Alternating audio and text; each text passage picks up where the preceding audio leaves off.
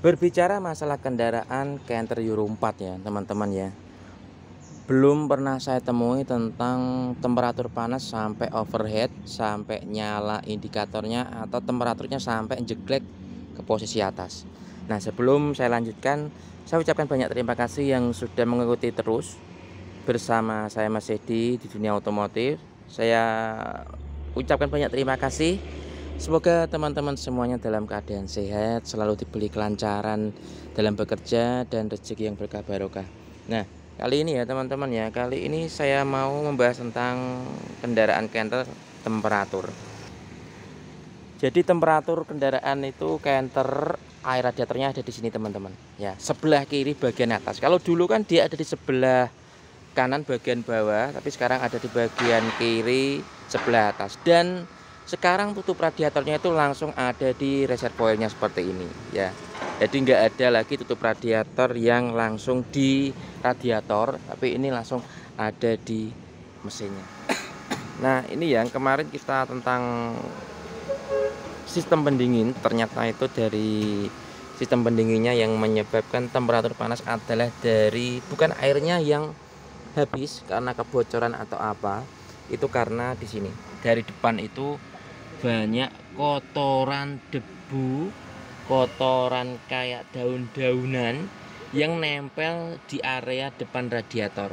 Jadi teman-teman yang punya kendaraan truk Canter terutama sering melewati jalan yang berdebu, kemudian selain berdebu ada mungkin dedaunan kering kecil-kecil, istilahnya kayak dami ya, atau pohon padi, itu banyak sekali nempel di area depan radiator.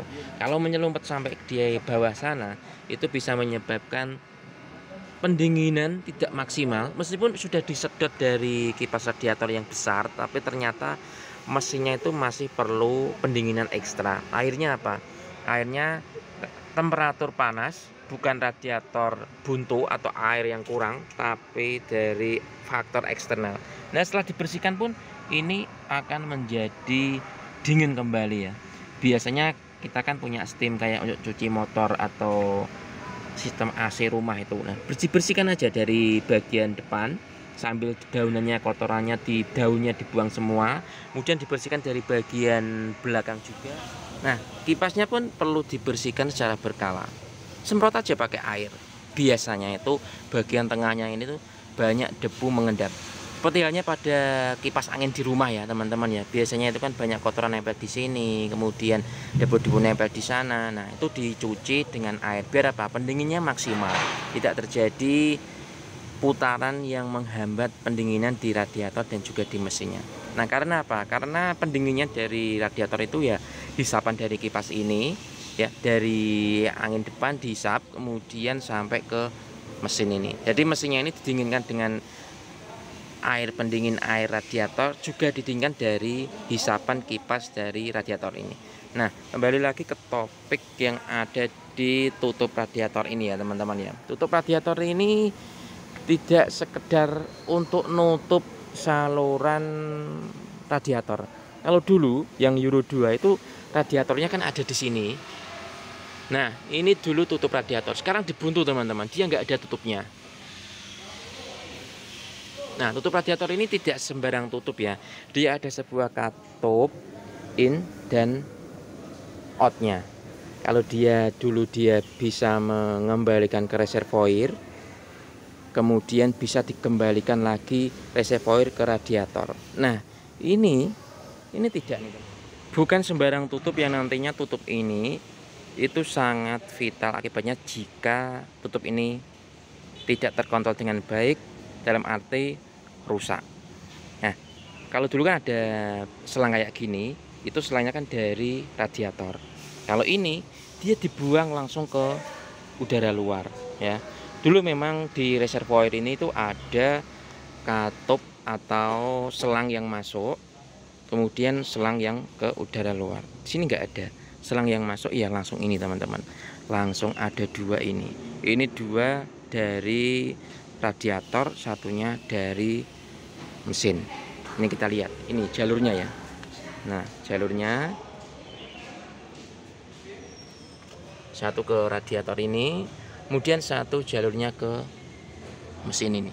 Nah, ini jika terjadi tutup yang tidak normal atau tutupnya rusak atau terbuka terus, dalam arti di sini akan membuat air keluar lewati selang ini ke udara luar atau ke tampungan luar.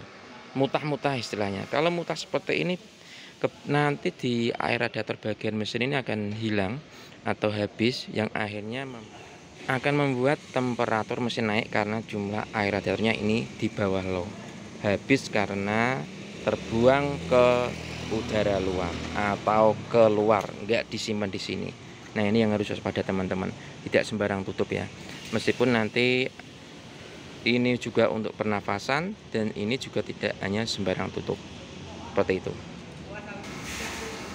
Kita coba buka ya tutup radiator ini. Nah, bukan sembarang tutup radiator karena di sini masih tetap ada satu klep. Kalau dulu yang bagian luar ini kan ada dua. Kalau yang dulu di luar sini ada karetnya, sekarang hanya plat saja. Yang ada tutupnya, ada karetnya, ada yang di bagian kecil ini. Jadi yang bagian kecil ini dia akan menutup ke bagian yang ada di dalam sini. Kemudian yang bagian besi ini dia akan kena yang bagian ini.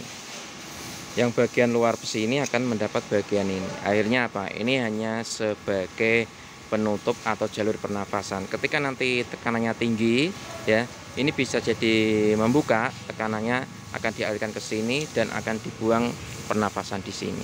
Nah, kalau temperaturnya sangat tinggi sekali bisa jadi airnya ini akan buka terus ya. Airnya akan keluar dari sini, airnya habis, temperaturnya akan menjadi panas. Jadi bukan sembarang tutup, meskipun tempatnya di reservoir ya.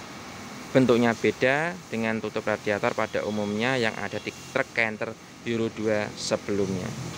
Bersama saya Mas Edi di dunia otomotif, informasi mengenai sistem pendingin di truk Canter Euro 4.